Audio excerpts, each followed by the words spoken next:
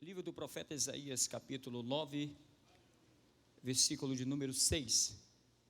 Diz assim a palavra do Senhor: porque um menino nos nasceu, e um filho se nos deu, e o principado está sobre os seus ombros, e o seu nome será Maravilhoso, Conselheiro, Deus Forte, Pai da eternidade e Príncipe da paz.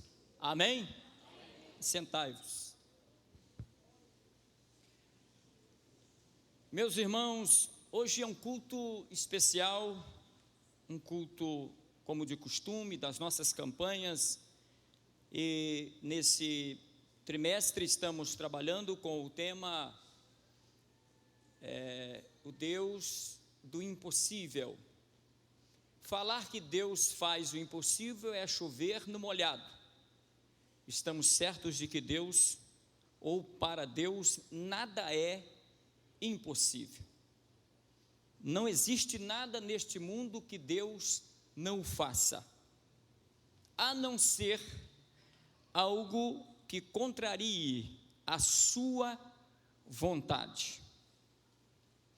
Meus irmãos, estamos diante de uma palavra muito conhecida, talvez uma das mais pregadas dentro do âmbito de igreja.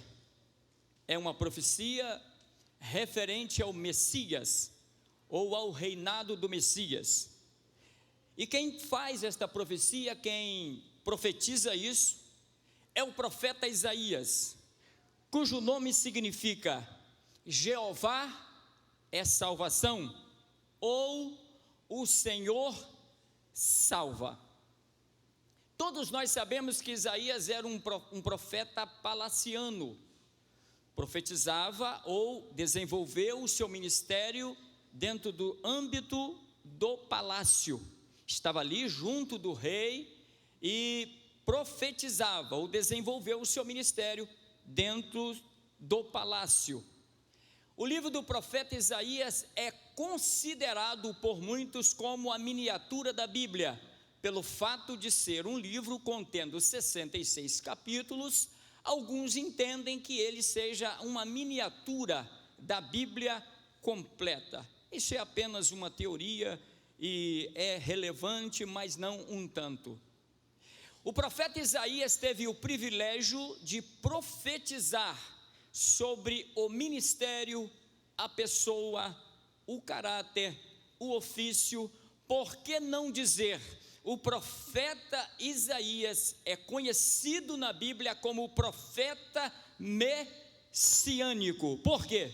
Porque foi o profeta Isaías que mais profetizou a respeito da pessoa de Jesus. Jesus é o centro da Bíblia. Quando nós estudamos na teologia sobre homilética ou hermenêutica, nós somos conduzidos a entender que toda mensagem, que todas as coisas que movimentam a igreja, ou toda pregação, ou todo estudo, ou toda poesia, ela deve ser cristocêntrica. Por quê? Porque Jesus é o centro da Bíblia. Por que não dizer, Jesus é o centro de todas as coisas? Diz a Bíblia, Paulo, que todas as coisas são para Ele, todas as coisas são dEle, para a glória dEle. Então Ele é o eixo central.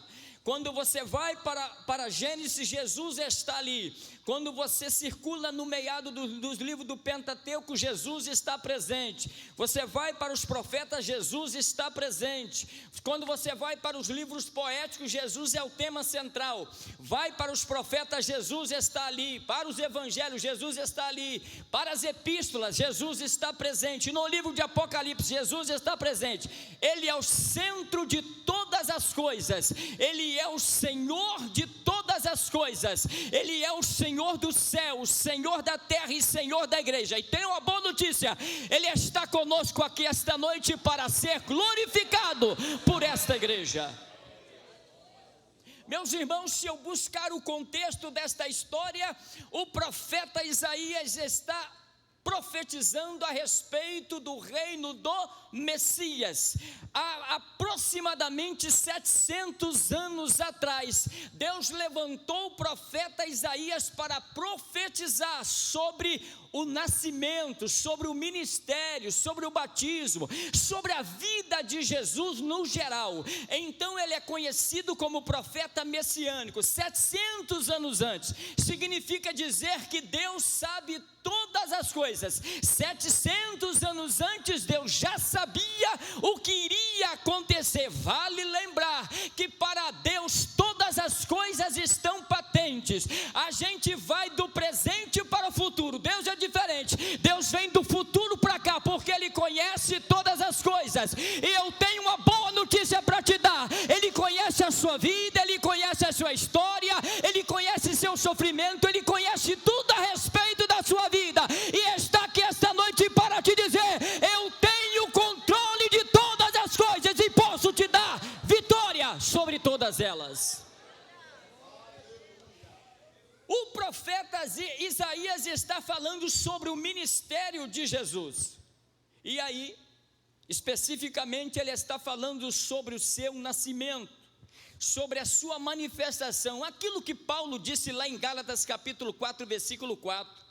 E vindo a plenitude dos tempos, Deus mandou seu filho nascido de mulher. Isaías está 700 anos antes.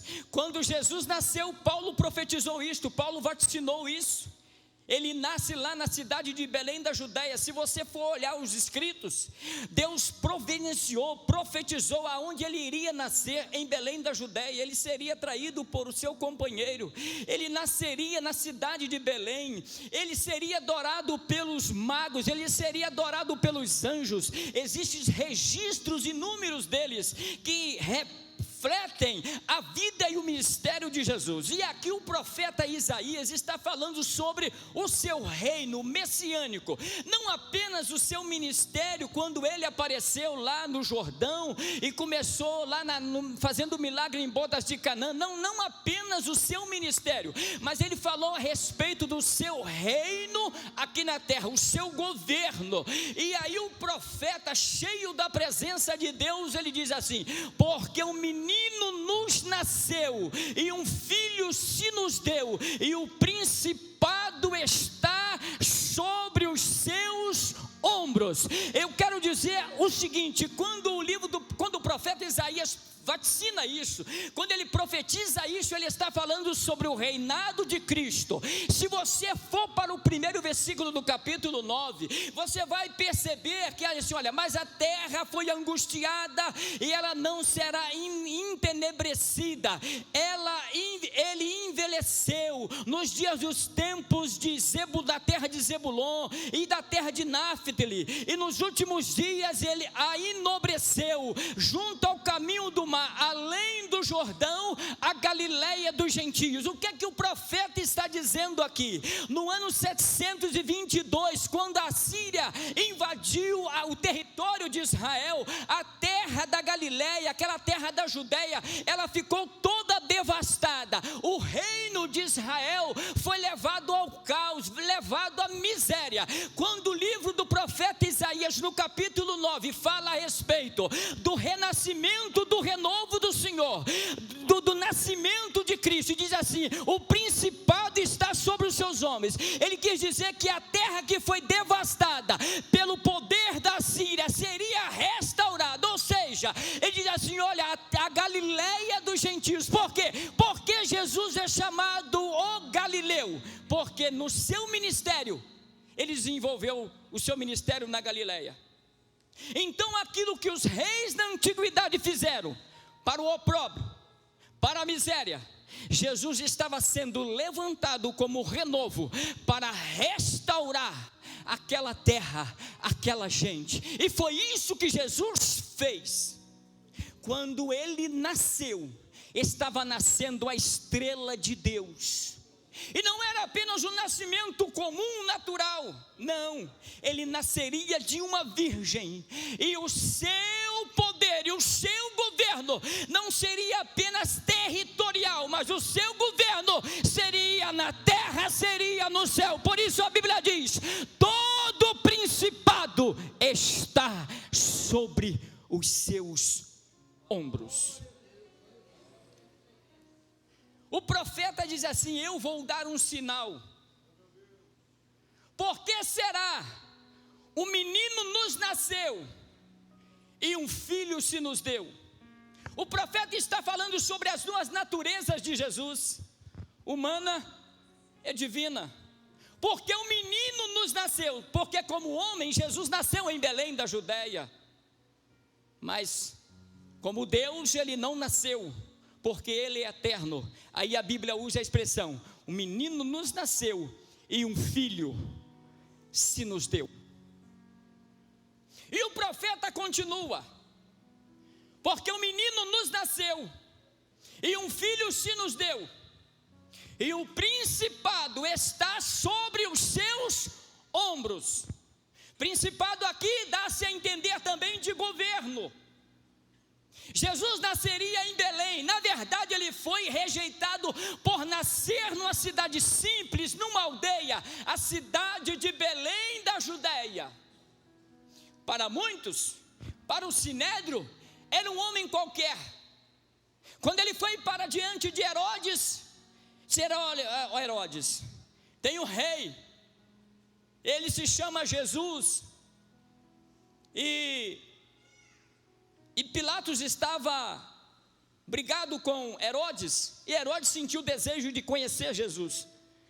E quando conduziram Jesus perante Herodes, ele olhou para aquele homem de vida simples, de roupa simples, sem nenhuma arma, sem nenhum exército, sem nenhum cetro, aparentemente sem trono. A informação era que 12 homens de vida simples o seguiam. E quando Herodes olhou para ele, disse assim: olha, você é rei? Não me parece um rei. Mas quando o Sinédrio ele estava julgando Jesus, o sumo sacerdote perguntou: és tu o filho de Deus? Ele disse: eu sou. O que estava nascendo em Belém da Judéia não era um simples homem, mas era o Filho de Deus, cujo todo governo da terra, todo principado estava sobre os seus ombros. Significa dizer que todo controle, que todo governo, que toda administração está sobre a responsabilidade de Jesus.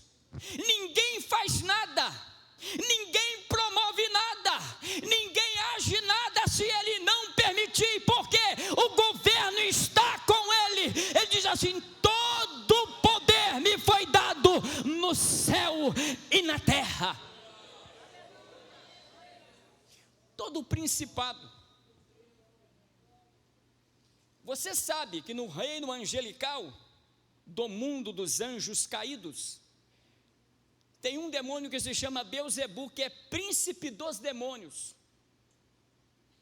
Os reis da antiguidade tinham o rei titular e tinha o corregente, que se chamava príncipe. Quando você vai para o livro do profeta Daniel, você vai ver nas profecias de Daniel, que Daniel disse assim: eu vi um príncipe que há de vir, referindo-se ao anticristo. Por outro lado, ele profetiza de um príncipe que estava, que era o general que dividiu o reino de Alexandre o Grande.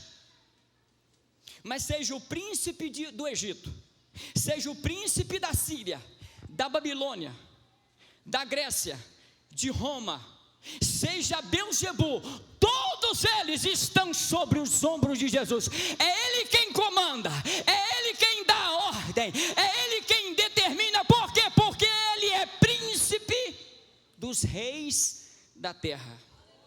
Quando o Apocalipse vai falar sobre o principado de Jesus, ele não menciona apenas príncipe, mas ele menciona príncipe dos reis da terra. Óbvio que quando a gente fala sobre o rei e o príncipe, quem manda mais é o rei. O príncipe é o cordeiro, é o corregente. Mas no que tange ao principado de Jesus, na terra pode ter rei e monarca. Jesus, como príncipe, é maior do que todo rei terreno. Por quê? Porque o seu domínio, o seu reino é para sempre. Se você acredita nisso, levante a sua mão para o céu e engrandeça o nome de Jesus. Porque um menino nos nasceu e um filho se nos deu. Jesus é o Filho de Deus. Deus tem filhos por criação, os anjos. Deus tem filhos por adoção, a igreja. Deus tem filhos por eleição, Israel. E Deus tem filho por geração, Jesus, porque Ele foi gerado para morrer em nosso lugar. Porque o menino nos nasceu. Quando ele nasceu, era um homem comum, simples, sem aparência, mas ele foi crescendo, e a Bíblia diz que o Espírito Santo, quando ele foi batizado, o céu se abriu, e uma voz disse: este é o meu filho amado, em quem me comprazo. De repente, o Espírito Santo, que é a terceira pessoa da Trindade, veio como uma pomba, ou seja, de uma forma de uma pomba, e desceu sobre ele.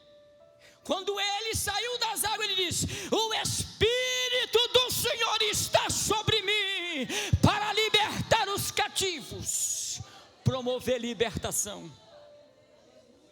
Um menino nos nasceu, e um filho se nos deu, e o principado, o governo.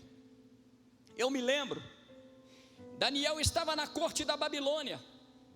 De repente o rei Nabucodonosor teve uma visão de uma grande árvore, e aí ele ficou espantado com aquele sonho. Uma árvore frondosa, que promovia sombra, e muitos animais estavam ao redor, embaixo daquela sombra, muitas aves estavam nos seus galhos, e ninguém podia dar interpretação. E aí, no sonho ele disse: e eu percebi que vi um vigia, e um vigia com um machado na mão. Foi até Daniel. Daniel disse assim: ó rei que vive para sempre, tu és Nabucodonosor, o rei que governa a Babilônia. Tu és esta árvore que cresceste muito, teu reino se expandiu, muita gente depende do Senhor, muitas províncias, muitos príncipes, muitos reis está sobre o seu domínio. Sabe o que aconteceu? O seu orgulho chegou até o céu. E sabe quem é este vigia? É o Deus do céu. Ele vai cortar esta árvore, ó rei, para quebrar o teu orgulho, para tu saber que quem está no comando é Ele, quem manda é Ele, quem dirige é Ele. Tu vai comer capim durante 7 anos.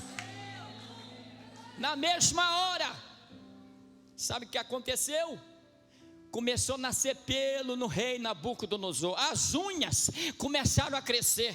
Quando foram procurar Nabucodonosor no trono, ele estava lá no pasto, para ele entender que quem governa é Deus. O domínio, o reino e o principado está sobre os seus ombros. E não é só o reino, não é o seu governo. A minha vida está sobre os ombros dele, a sua vida está sobre os ombros dele, a sua família está sob a responsabilidade. É Ele que segura, é Ele que comanda.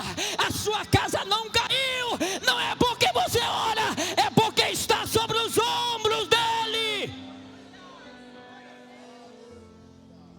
Um menino nos nasceu, e um filho se nos deu, e o seu nome, pronto. Quando Jesus nasceu, se você for para o livro do profeta Isaías, capítulo 7, versículo 14, diz assim: portanto, o mesmo Senhor, é o mesmo, Ele não mudou, o mesmo que falou lá atrás, está falando aqui, o mesmo, que é ontem, hoje e eternamente, é o mesmo Deus, o mesmo Senhor dará um sinal. Qual o sinal?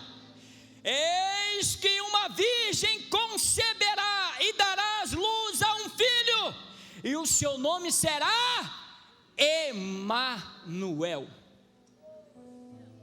O nome dele? Emanuel. Emanuel é Deus conosco. E se Deus está conosco, a vitória é garantida. Preste atenção. Veja o que diz Hebreus. Eu vou fazer questão de ler Hebreus capítulo 1. Havendo Deus antigamente falado muitas vezes e de muitas maneiras aos pais pelos profetas,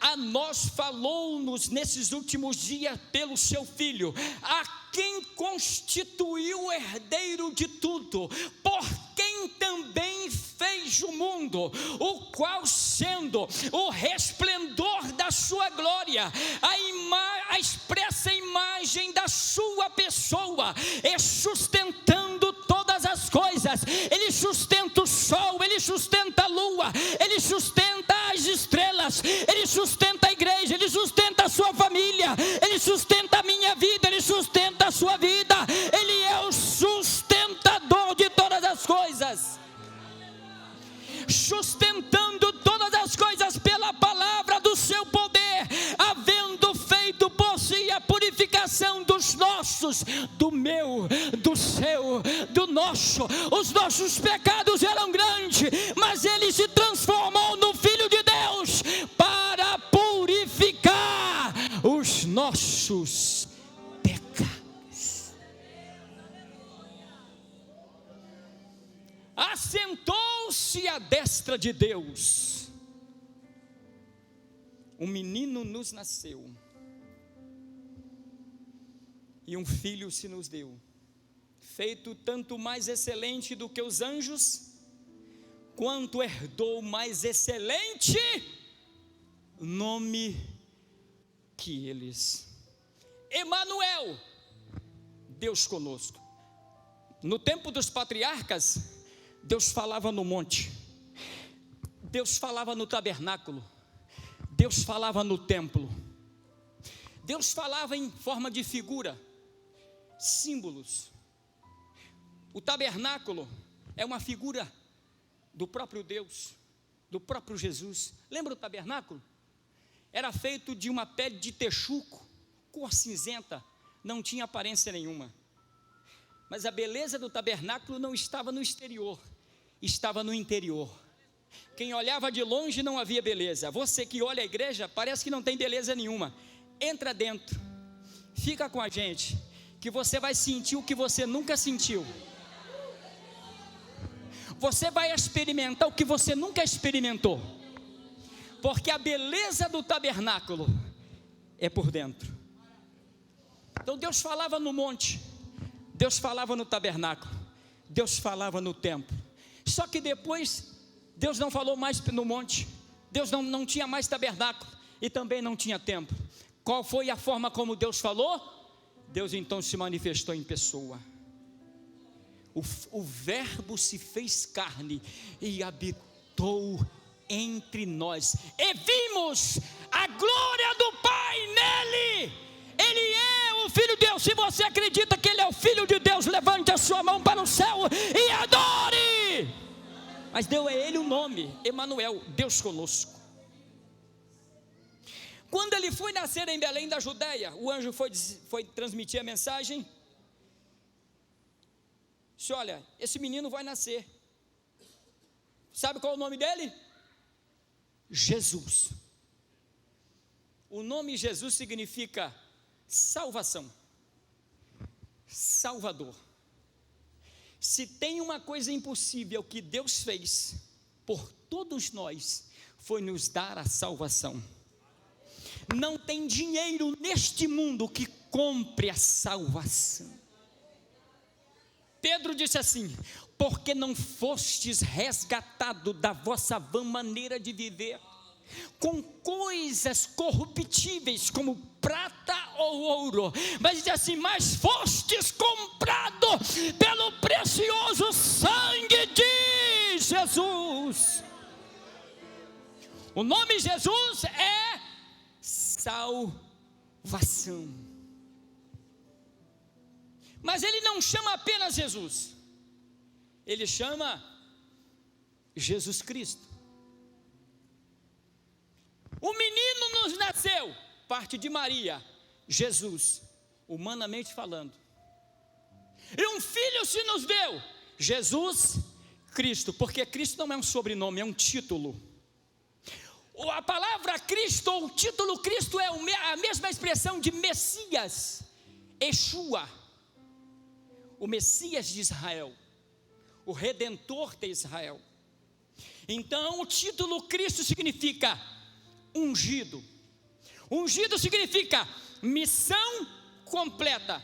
Nenhum homem do Antigo Testamento atribuiu para si os 3 ofícios principais do Antigo Testamento: rei, profeta e sumo sacerdote. Mas a carta aos Hebreus diz que Jesus não é da linhagem de Arão, que é perecível, que acaba. Não, ele é da linhagem de Melquisedeque, que é eterna. O que você quer dizer com isso, Mauro? Eu vou te explicar. Quando a Bíblia apresenta Cristo, significa dizer que ele é rei. Mas ele não foi rei apenas quando foi coroado, quando já ressuscitado. Ele é rei desde a eternidade. Ele é rei dos reis, antes de todas as coisas. Ele é profeta por excelência, não porque teve no seu ministério. Ele era profeta lá na eternidade. E ele é também sumo sacerdote desde a eternidade. Sabe por quê? Porque Deus, na sua presciência, dentro do plano da criação, estávamos todos nós. Lá na eternidade, Deus estava escrevendo a história e viu você, viu você, viu você. Ao fato de nos vermos aqui no presente, Ele também viu os nossos pecados. E pelo fato de ver os nossos pecados, haveria uma sentença de morte. E aí, Jesus é o sumo sacerdote. Ele não apenas intercede por nós no presente, mas Ele já intercedeu lá no passado pelos nossos pecados.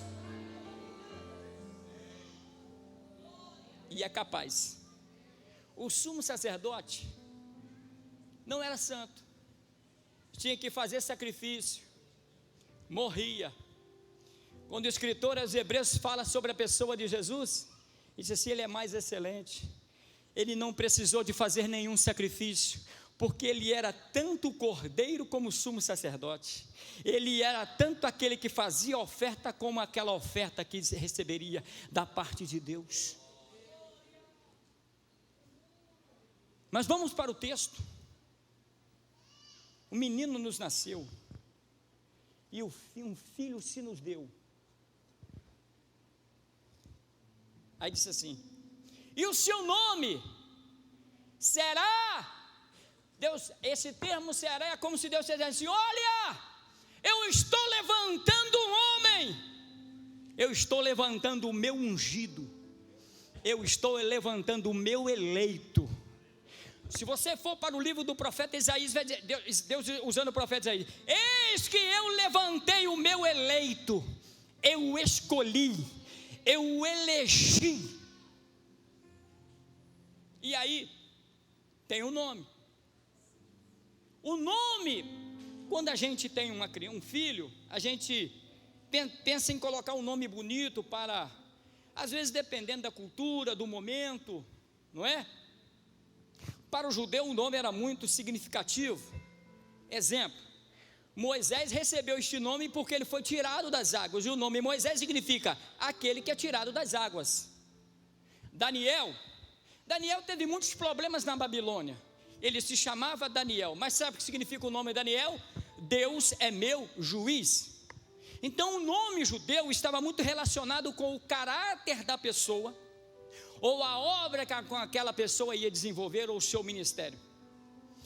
No ministério de Jesus, ele foi dado estes nomes, porque é aquilo que ele ia promover para os homens.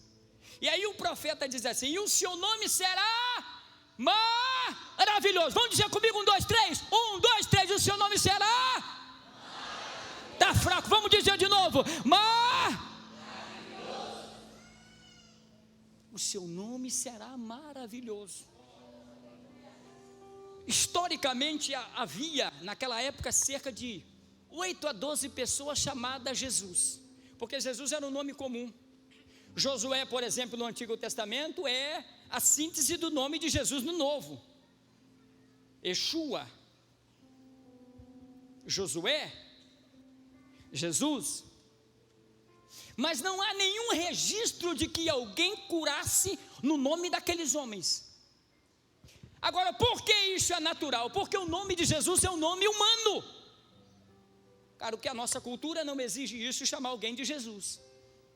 Mas Jesus era chamado de Jesus Cristo, Filho do homem e Filho de Deus. E o seu nome será maravilhoso. Por quê? Porque ele é maravilhoso em si. Como pessoa, ele não tem defeito, ele não tem falha, ele não erra, ele é fiel, ele é justo, ele é maravilhoso, ele é diferente dos milhares, não há ninguém igual a ele, ele é incomparável. Ele é incomparável, ele é maravilhoso. Mas por que ele é chamado de maravilhoso? Porque faz maravilhas. Porque faz maravilhas. Ele opera maravilhas. Se você for para o dicionário, que não é muito difícil, você vai entender que maravilha significa coisas extraordinárias, coisas espantosas, coisas sobrenaturais.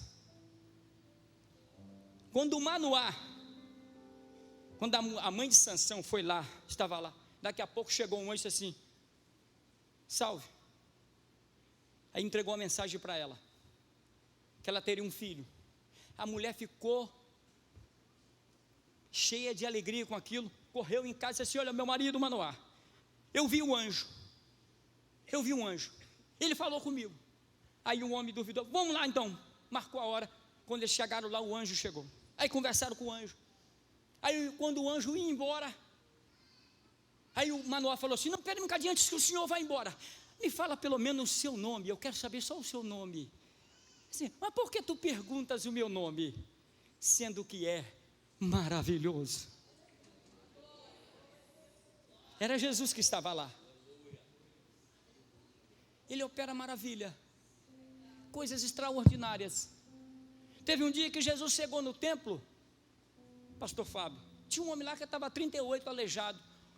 O fato de ficar muito tempo parado, o nervo contorceu, estava com a perna fina. Aí Jesus passeava no templo, um homem 38 anos, aleijado. Você quer ficar curado? Quer ficar? Mas não tem ninguém. Você quer ficar curado? Levanta e anda. Como se fosse uma dor de cabeça. Não existe nada impossível para ele. Ele ainda continua fazendo maravilhas. Eu sou fruto de maravilhas. Quantos aqui é fruto de milagre? Levante a mão assim. Quantos aqui são fruto de milagre? Quantos livramentos ele nos deu? Nós somos fruto de Deus, fazendo maravilhas na nossa vida. Eu não tenho muito tempo. Eu só estou no primeiro tópico aqui do maravilhoso, mas vamos lá. Ele é maravilhoso, ele faz maravilha. Jogaram 3 jovens lá na fornalha. O rei falou: vocês têm que adorar a minha imagem. E os 3 disseram assim: eu não vou adorar. Não adore. Tem uma coisa, a esse respeito nós não vamos dar nenhuma resposta para o senhor. Eu vou esquentar a fornalha, é o senhor que sabe. Porque se Deus quiser nos livrar da fornalha, Ele vai nos livrar. Se Ele também não nos livrar, nós não estamos nem aí. O negócio é o seguinte: nós não vamos prostrar diante da sua estátua. O rei furioso mandou aquecer a fornalha 7 vezes.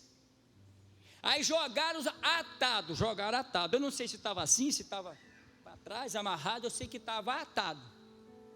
Amarrados. 3 jovens. Havia um buraco na fornalha que dava para ver lá dentro, por baixo. E aí o rei jogou os 3 jovens. Fica preocupado e roda para cá e roda para cá. Quando foi amanhecido o dia, o Espírito Santo perturbou ele, ele foi lá ver. Abriu a comporta da fornalha. Aí passa 1, passa 2, passa 3 e passa 4. Ele falou, não é possível. Mas eu joguei, foi 3. Vou contar de novo. 1, 2, 3, 4. Ele estava lá. Ele disse assim, ei, vou me certificar disso. Quantos homens a gente jogou na fornalha? O rei, foi 3. Tem certeza? 3. Mas eu estou vendo 4. Rei, o senhor deve estar ficando doido. Não, rapaz, e tem uma coisa: a semelhança do quarto é a dos filhos dos deuses. Era Jesus e ele não sabia. Agora presta atenção, espera um pouquinho. Jogaram os homens atados, amarrados. O fogo queimou a corda da mão, Quando os homens saíram da fornalha, manda tirar. Nem cheiro de fumaça. Não. O Deus que opera maravilha estava circulando. Do fogo ele fez um refrigerador. Estava fresquinho, irmão. Sabe por quê? Ele ainda continua fazendo milagres. Deixa eu profetizar para a sua vida. Levante a sua mão. Quem sabe você está no problema, Deus vai fazer um milagre extraordinário. Se você acredita, e glorifique o nome de Jesus nesta noite. O seu nome será maravilhoso. Se você acredita que Ele é maravilhoso, se você acha que Ele é maravilhoso, levante assim a sua mão para o céu e diga algo bonito para Ele, porque Ele é maravilhoso. O seu nome será maravilhoso, mas também será conselheiro. No âmbito passivo, é alguém que recebe conselho. Quando a gente está para tomar uma decisão, não é? Ou alguma coisa, a gente chama um amigo, alguém mais experiente, para a gente para receber um conselho. Paulo disse assim: ó profundidade das riquezas, tanto da sabedoria, quanto da ciência, quão inescrutáveis são os teus pensamentos, quão insondáveis são os seus planos. Quem conheceu a mente do Senhor? Quem é que lhe deu primeiro para depois pegar emprestado? Quem é que deu conselho para ele? Ele não precisa de conselho, mas ele é conselheiro. Ele fala, não vai aqui não, porque aqui tem perigo. Ele não vai ali não, porque ali tem perigo. Ele nos aconselha. Espera aí, isso não é passivo. Ele é conselheiro. No âmbito espiritual, dá o entender ou subentende de alguém que tem o conselho. Quando uma empresa vai tomar uma decisão de um investimento, reúne conselho, presidente, secretário, tesoureiro, vice-presidente, etc. Ali está o conselho para decidir, nós vamos comprar isso, conselho, aí decide, bate o martelo. Só que é o seguinte, no que tange a Jesus, ele não pede opinião nem aos anjos, nem ao arcanjo, nem aos homens, nem à igreja, nem a Israel. Todas as coisas, diz Paulo no capítulo 2 de Efésios, que todas as coisas foram feitas segundo o conselho da sua vontade. Todas as coisas que foram feitas foram baseadas no conselho do seu entendimento, da sua vontade. E aí vai, Paulo disse assim: a sua vontade é, vamos comigo, a sua vontade é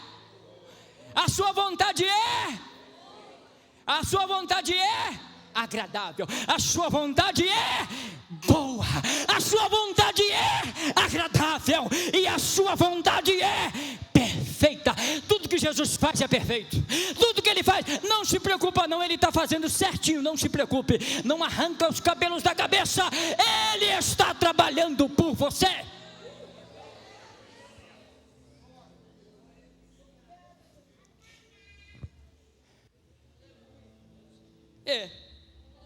Israel sai do Egito, vem destroçando tudo, a notícia corre, o povo fica sabendo que o mar abriu, o mar vermelho abriu, o povo de Israel passou cantando.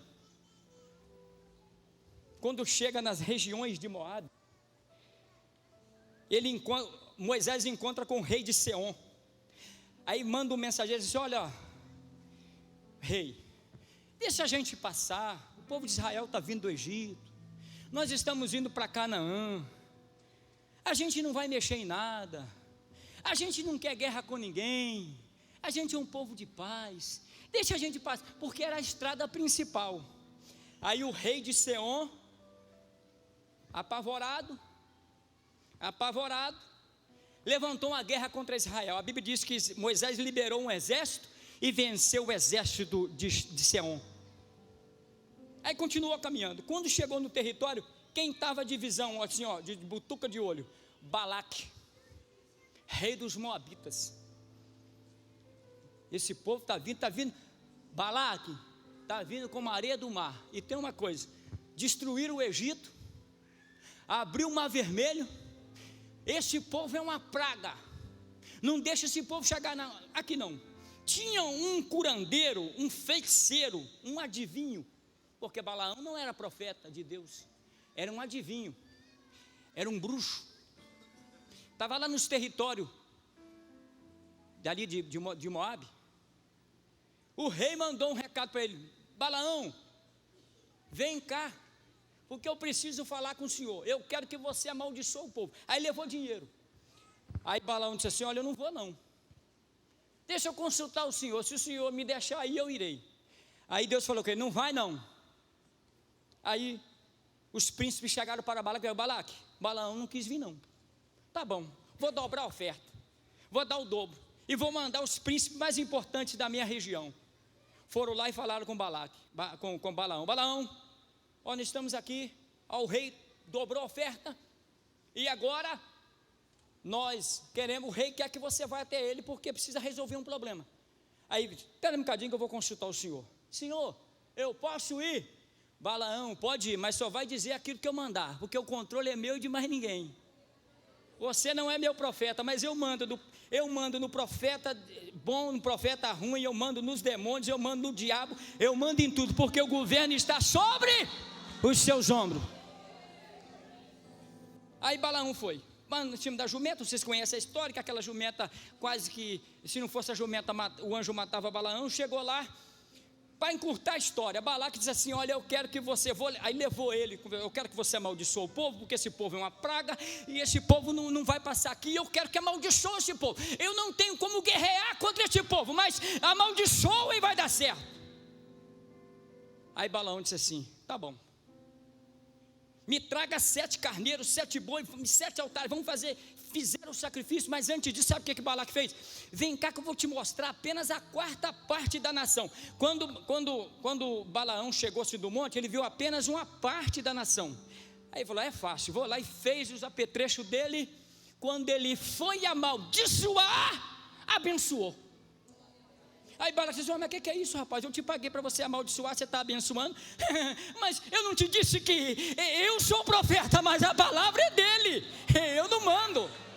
Tá, então vamos fazer o seguinte: vamos para o outro lugar. Aí foram para o outro lugar, aí montaram o altar de novo, e agora ele tem uma outra visão da 10ª parte da nação. Quando ele foi fazer o apetrecho dele, saiu de novo. E aí, em vez dele amaldiçoar, ele abençoou. Mas aí veja bem o que na terceira vez, eu não vou ler porque meu tempo já foi embora o tempo, meu Pai Celestial. E aí, quando ele foi amaldiçoar na terceira vez, leia o texto. A Bíblia diz que aí ele olhou, da terceira vez ele olhou e não viu nem a quarta parte, nem a 10ª parte. Ele viu a nação inteira. Quando ele olhou aquela nação inteira, aquele povo numeroso, parece que os olhos de Balaão saiu para fora. E a Bíblia diz assim: o Espírito do Senhor se apoderou de Balaão. Aí o Senhor diz assim: fala, Balaão, profeta, filho de Beor, acaso o Senhor pode mentir? Deus não é homem para que minta, é filho do homem para que se arrependa. Que isso, Balaão? Ó rei, eu não posso amaldiçoar a quem Deus determinou abençoar. Eu sei que o Senhor detesta esse povo, mas enquanto o Senhor detesta, Deus ama este povo. Levante a sua mão para o céu. O diabo te detesta, mas Jesus te ama. O diabo te detesta, mas Jesus te ama. Eu não tenho condição de terminar. Eu vou ter que parar. Vontade de continuar dá. Mas aí ele é maravilhoso, conselheiro, Deus forte. Assim, só uma pincelada. Deus nunca perdeu uma batalha e não vai perder a sua. Diga para o seu irmão, só para a gente animar: essa batalha que você está travando não é sua, é dele. Essa batalha não é sua, é dele. Ele vai te dar vitória, porque ele é Jeová, é o Shaddai, o Deus Todo-Poderoso, o Deus do impossível. É Deus forte.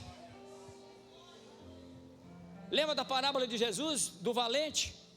O valente é o diabo, está dominando a casa. Aí Jesus assim: entrou outro valente, entrou na casa, pisou na garganta do outro valente, amassou e jogou para, limpou a casa, e disse assim: agora chegou o valente de Deus, Jesus Cristo de Nazaré. O seu nome será maravilhoso, conselheiro, Deus forte, Pai da eternidade. Eu posso terminar no Pai da eternidade? Deixar o príncipe da paz para outra vez? Pai da eternidade. Deixa eu te dizer, deixa eu fechar a Bíblia aqui. Isso aqui é importante eu dizer. É bem verdade que alguns aqui não vêm na escola dominical, deveria aprender na escola dominical. A gente vai dar uma colher de chá. Pai da eternidade. Primeiro porque, se a profecia está falando de Jesus, a expressão Pai da eternidade não está se referindo ao Pai, mas a expressão Pai aqui é o progenitor, aquele que criou, aquele que formou. Agora presta atenção: o diabo não tem a eternidade. Presta atenção: os anjos não têm, os homens não têm. Só quem tem a eternidade é Deus. Deus é eterno, não tem princípio e não tem fim. Então lá no tempo da eternidade não havia ninguém, já existia Deus Pai, Deus Filho e Deus Espírito Santo. Eles são eternos. Mas quem que criou a eternidade para nós? O Deus Filho. Porque quando Ele nos criou, Ele formou este corpo físico e colocou dentro de nós a alma e o espírito, que são imortais, cabíveis e possíveis de viver a eternidade. Então é Ele que criou a eternidade. Agora o mais importante: Ele não criou a eternidade para a gente sofrer, para estar no lago de fogo, mas para o céu de glória. Levante a sua mão para o céu. Ele é o Pai da eternidade. Ele nos conduz à eternidade, a uma eternidade feliz, a uma eternidade de vitória. A Deus seja glória para sempre. Amém e amém. A graça do Senhor Jesus, o amor de Deus o Pai e a comunhão do Espírito Santo seja com todos que amam e aguardam a vinda de Jesus. E todos digam amém.